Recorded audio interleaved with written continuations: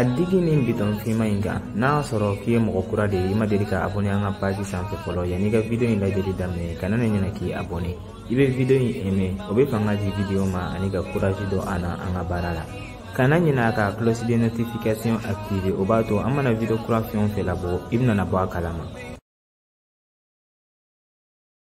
Grand sœur ani fayana kabiri kono temenen kofe e bala ka kechugo di kelena donga fo ikira madame Bangurai ka tien fo nyana petite sœur abina fo nebe jin aljine konnarila hamidu e mogonya mani dongo do abala ka seko ke yalasa ne ka nisonja nganyana maya konnana iba kalama mu yere ne touche akakola ni wakati labaina ayani ne fe konga kalandamne yalasa kaseka diplôme nyuman soro ne a ira la ga fo fere de kadine ore tune ka revu ya kilibala wa mabashi fo ide do ola ako komsika koke komin kadinye kale te fe ne ka to so tento kom so furukunte sogono na bara udoronye ga grand sœur edunyi che romantiki soro ne ni sonjara ni nkonye re di jera la ye sanse soro ka hamido soro iganyana ma konnana amne ina fo urare ne dronga urate de ne ga fami bela jelenga urade do hal ne fami ga ko ga gele ere aye asona hamidu bolo chuga ya minaw ne be alare wale nyuman dongo do gelenga soro nganyana maya konnana ne ni sonjara ni oko ere de Mariam wa ibe ni medite ningele ya bela jelen kofe chere la ini ni here soro litunga kan ote menen kofe ere ga ko be chugo di Medina chem bela jelen foyana kana foy dugona ini iche chela be chugo di sisa nte galontigi ye grand sœur nogon ba la kan seko bela jelenke yalasa kasiga kama muso nyumayi mba bonya meja ko ya yele ukafe nkene manana nga nkono nana chere la ntu sukashilendo nogon ba la ka do suya bela jelenke yalasa nga seka kanu ere nga ko compliqué no folore ni famia kanu ye naturel de abena ayere made nga ibala ka effort mke o ere kai alsa ne gon bi encourager iga continuer tanto ndalen bala dona na tawula kanu benana iba khalama kleflani na balaga denko kumare fo ko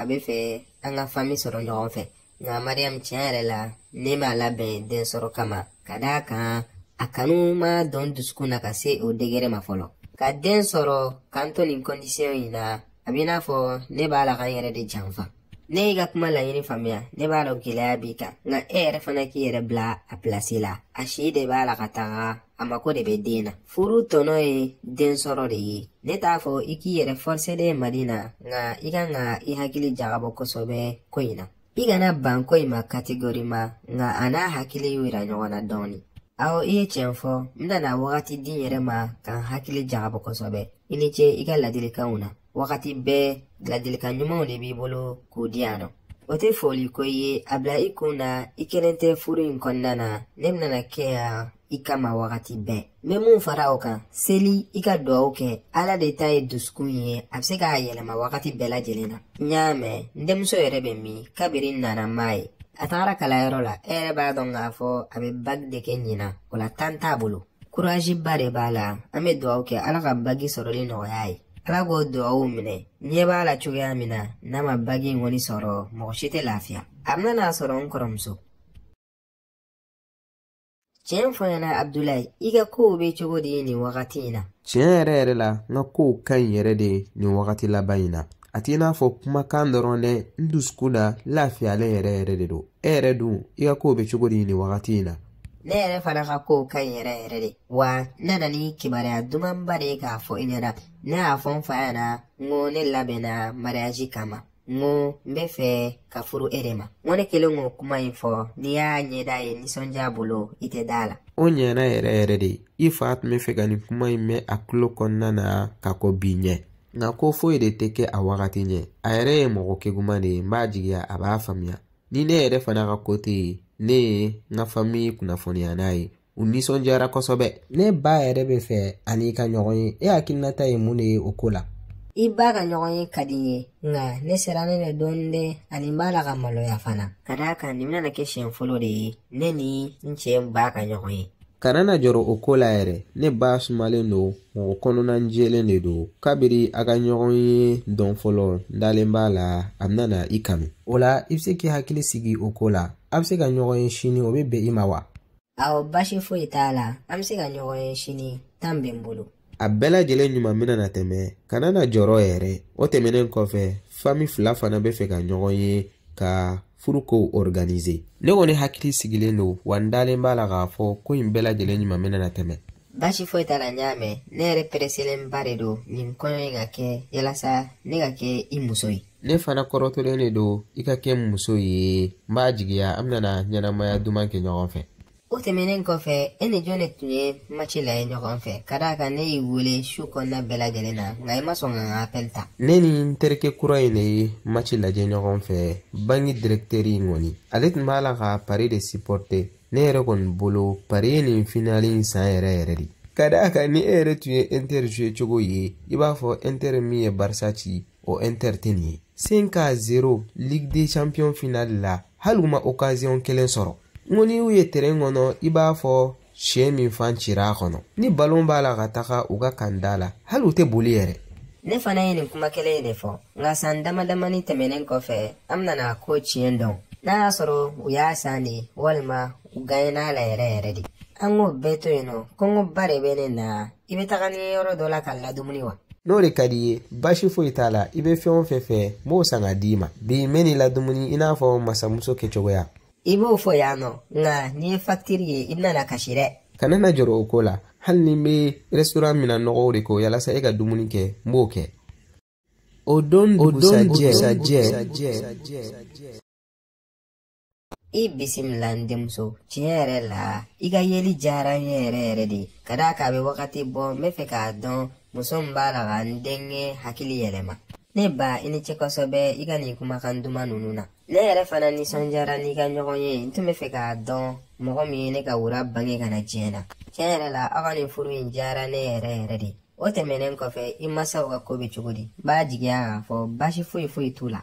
Baasi foyi t'u la u bɛ yen nɔ. Ne yɛrɛ y'a f'u ɲɛna n ko n'i kan ka ɲɔgɔn ye bi u nisɔndiyara wa u ko n k'u ka foli lase i ma. N'i tagara i fana bɛ n ka foli lase u ma wa n b'a jigiya ne n'u yɛrɛ bɛna ɲɔgɔn ye hali a tɛ mɛn.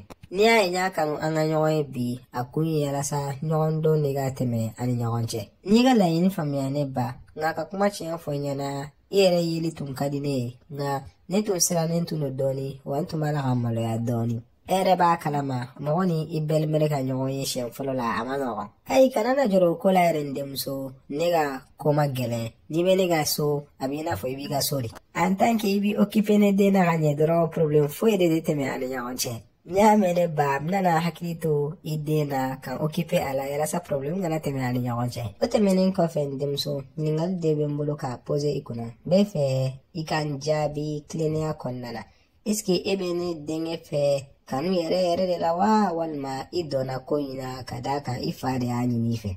Ne ba n nana kuma tiɲɛ yɛrɛ de fɔ i ɲɛna ne b'a fɛ yɛrɛ de n'o tɛ ni ne tun t'a fɛ ne tun tɛ sɔn ka don furu in na. Tiɲɛ yɛrɛ la furu in kɛli tun ka di ne fa ye nka a ma pression da ne kan dɛ a ye n to n ka choix de la. A ko in daminɛ a tun ma ne kun minɛ ka d'a kan an tun tɛ ɲɔgɔn dɔn ne t'a dɔn mɔgɔ nasuguya min don. Nka kabiri an ye wagati di ɲɔgɔn ma ka barow kɛ ka sortiw kɛ ne nana ye k'a fɔ mɔgɔ ɲuman de don.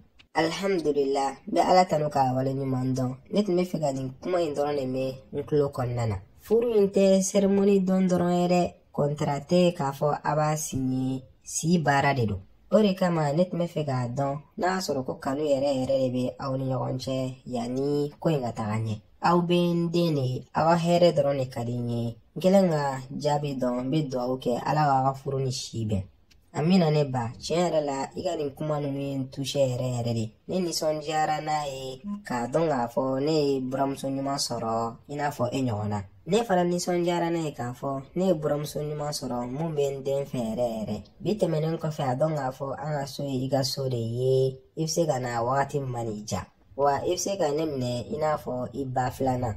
I ni ce kosɛbɛ ne ba ne yɛrɛ b'a la ka santi i n'a fɔ ne ba de y'i ye. O tɛmɛnen kɔfɛ ne y'i ka plan préféré de dilan i ye. I cɛ y'a fɔ ɲɛna ko cigadɛgɛnan ka di i ye kosɛbɛ n y'a dilan ni kanu yɛrɛ de. O ɲɛna kosɛbɛ ne ba i ni ce kosɛbɛ tiɲɛ yɛrɛ la ne tun ma sigi ni nin ye yɛrɛ. O tɛ foyi de ye na an ka taga dumuni kɛ ɲɔgɔn fɛ dumuni bannen kɔfɛ an bɛ sɔrɔ ka an ka baro tɔw continue. I ni wula n burankɛ, tiɲɛ yɛrɛ la nisɔndiyara n'i ka ɲɔgɔn ye. Wagati bɛɛ n den bɛ i tɔgɔla kuma fɔ ɲɛna. A ko k'i ye mɔgɔ ɲɛnama ye de. Nin mɛnni diyara n ye kosɛbɛ. N fana bɛ compliment yɛlɛma ka tɛra i ma. I denkɛ ye mɔgɔ ɲɛnama de. A bɛ mɔgɔ bonya wa a da b'a sagoya la. Courage b'a la, baarakɛla de don. Kabiri ne y'a ye den fɔlɔ min na, ne ko ni lamaralen yɛrɛ de don. Alhamdulillah, halisa n'a sɔrɔ a jogo ma tiɲɛ. Kabiri a fitinilama responsabilité ya ka d'a ye. Maa hakiliman de don, a kunkolo b'a kan da la, mankan man d'a ye. Hali ni a jɛɲɔgɔnw kɛlɛla, ale de b'u kalme wagati bɛɛ. I ye tiɲɛ fɔ. Hali baarakɛyɔrɔ la, kabiri a tagara, mankan ma deli ka tɛmɛ ani mɔgɔ ni ɲɔgɔn cɛ. O la i bɛ se k'i kun kɔrɔ ta n'a ye, wa ne denmuso ye sansiba de sɔrɔ, a kelen k'a sɔrɔ a ka ɲɛnamaya kɔnɔna na. O tɛmɛnen kɔfɛ, i bɛ se ka ɲɛfɔli kɛ n ye. I bɛ fɛ an ka organisation kɛ kɛcogoya jumɛn de la? I komi tagabolow tɛ kelen ye. An ka tagabolo la, n'i ye den wolo, den t'i ta ye dɛ, den ye a fanciniw de ta ye. O laada bonyali kama, ne ye ko to fanciniw bolo, n kɔni ye kuma ɲɛfɔ u ɲɛna. N b'a la ka u ka jaabi makɔnɔ, olu de kan ka dati fɔ. Ne kɔni bɛ jɔrɔ ko kelen dɔrɔn de la, n bɛ fɛ kɔɲɔ in ka kɛ ka ɲɛ ka d'a kan ale de ye n denmuso kelen ye. A b'i n'a fɔ an ka tagabolo bɛɛ ye kelen ye, an fana bɛ ten, fanciniw de bɛ ko bɛɛ décider. Abilayi kelen de bɛ n fana bolo den na, o la an bɛna nin ko fêter ka ɲɛ yɛrɛ yɛrɛ de. An bɛ dugawu de kɛ sa, Ala ka an dɛmɛ ko in organiser cogo ɲuman na ka barika don furu in na. Amina, Ala k'o dugawu minɛ. Bi tɛmɛnen kɔfɛ, i tɛ invité ye yan dɛ, yan bɛ i n'a fɔ i ka so de, i bɛ se ka na don min ka di ye, wagati min ka di ye. Ni furu dɔnna i ni famille min ni ɲɔgɔn cɛ, a bɛ i n'a fɔ aw bɛɛ kɛra famille kelen de ye. Sisan an kɛra balimamanw de ye, an bɛ ɲɔgɔn bonya, an bɛ ɲɔgɔn dɛmɛ, an bɛ ɲɔgɔn kungow kɛ. Ala ka barika don i la nin kuma in fɔli kama. A dɔn k'a fɔ ne fana bɛ ten. N ka so ye i ka so de ye, n ka denbaya ye i ka denbaya de ye. O la bi tɛmɛnen kɔfɛ ni kungoya dɔ b'i bolo, i bɛ labɔ a kalama i n'a fɔ n fana kan ka i labɔntaw kalama cogoya min na. Baasi foyi t'a la. Sisan an b'an baser organisation kɛcogoya de kan. E yɛrɛ bɛ muso ninnu dɔn ɲaga ka d'u ye cogoya min na. Ni jɔrɔlen yɛrɛ de don, n kana taga u ka plan tiɲɛ u bolo. I ye tiɲɛ fɔ, kɔɲɔ girin ka di musow de ye. O la ne bolo an k'an sen bɔ a préparation na, an kana taga tiɲɛ u bolo. An k'an ta kɛ wari bɔ ni duwawu dɔrɔn ye, an k'a ko to u bolo. Aw y'aw abonné o dɔrɔn de bɛ se ka courage don an ka baara la. A ka di e mɔgɔ min ye yalasa ka se ka nin video tɔ sɔrɔ walima nin video in n'a ɲɔgɔnna wɛrɛw, il suffit seulement i ka t'i abonné an ka page sanfɛ tel que YouTube walima Facebook walima TikTok walima WhatsApp. Video kura bɛ bila don o don à partir de 17h. Aw k'an bɛn sigira wɛrɛ la.